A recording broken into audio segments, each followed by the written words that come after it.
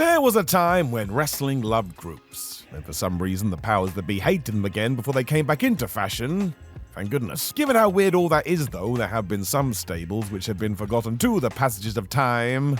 So I am Simon Miller, and it's time to give these people their due. Number 10, APPLE, or Apple. That's right, this one isn't good. It also featured Santino Marella, Daniel Bryan, Mark Henry, and Evan Bourne. Even in April 2011, that was crazy. Who the flub came up with this? The reason they called themselves this too is because they were feuding with Wade Barrett's The Core. And then yes, let that sink in for a second. No wonder people gave up on WWE after a while. Santino was the leader and he claimed this had extra meaning too. It stood for Allied People Powered by Loathing Everything That You Stand For. This was so dumb, and therefore I did kind of love it. Actually, this was far less goofy wrestling and more just stupid, as is proven by the fact that this only lasted one day. That's right, by the following week's Raw, nobody was talking about them anymore. I wonder why. Number 9, Thuggin' and Buggin' Enterprises. No. This was WWE in 2003, which should instantly worry you, and saw Mark Henry and Rodney Mack come together thanks to the management of Teddy Long. You can see where this is going. The good side was Teddy being moved from being a referee to a manager, which is what he'd been doing years prior, especially when he was in charge of Tag Team Do. That's kind of what this was meant to be as well. I mean, look at these comparison photos. Gotta be. Sadly, they were called Thuggin' and Buggin', which was not good. This went nowhere.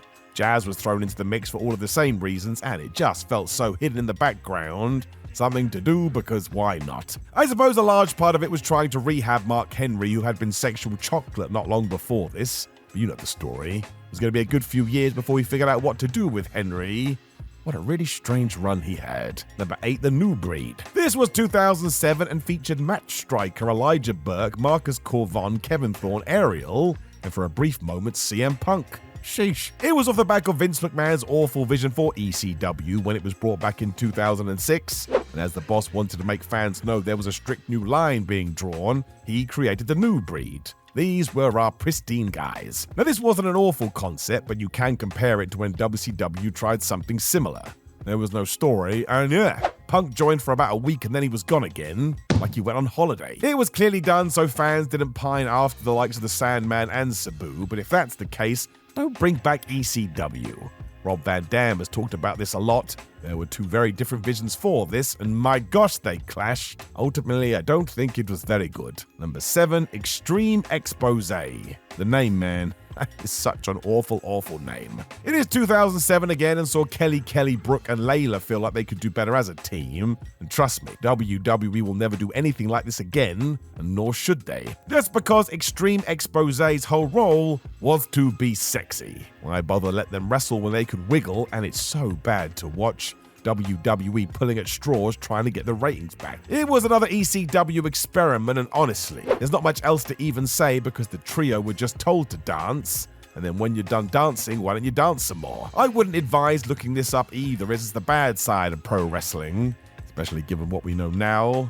This should be scrubbed from existence, to be honest with you. I don't think it's very kosher. Number 6, the NWA. Oh no, not the NWA, but it was the NWA. What? This is all kinds of amazing though, as it was the WWF during the Attitude Era. That's right. It was 1998, so we were knee-deep into Stone Cold Steve Austin times, when Jim Cornette, Jeff Jarrett, the Rock and Roll Express, the New Midnight Express, Dan Severn, and Barry Windham decided they'd be better together. I think Vince McMahon did this through association alone, but man, they had no role at all. They'd just turn up, as every now and then Cornette would talk about the good old days of wrestling. It was just wrong place, wrong time, because fans didn't want that in real life or per a story. That's why Sable and the Rattlesnake were so popular. They represented something different. You'll be shocked to hear the NWA didn't last that long, as the audience roundly rejected it. It wasn't very smart, and like I say, I don't even know where it came from to begin with. Number 5, the Dogs of War. So this is a huge reason the old WWE was so lackluster. Do you have 3 talents you don't know what to do with?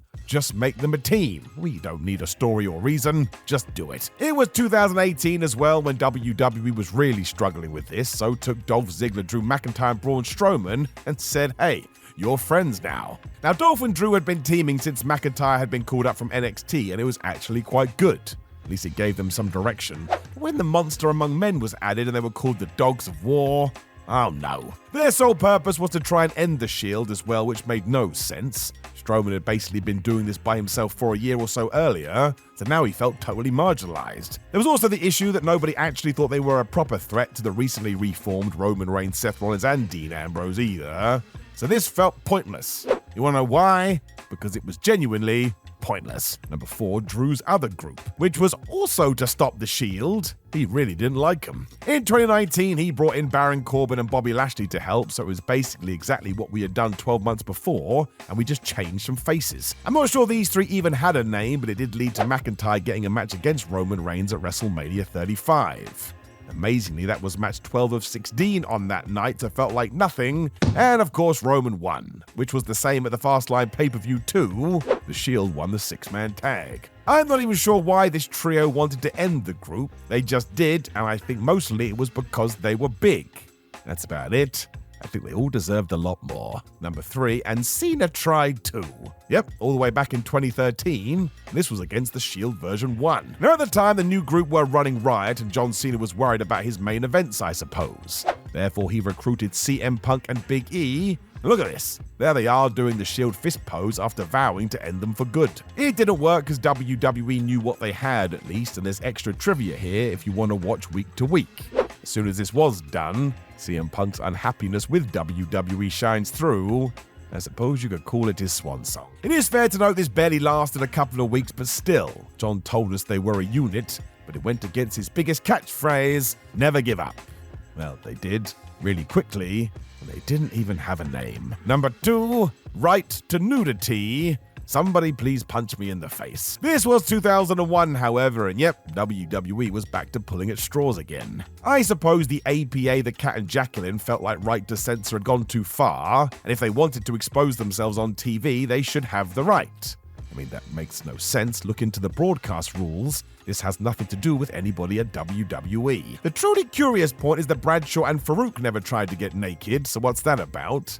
Although they did wear t-shirts saying always pounding ass, so who knows what's going on. Of course, this was just a vehicle for WWE to get more boobs on TV, and the only reason it was stopped is because in February the cat was let go.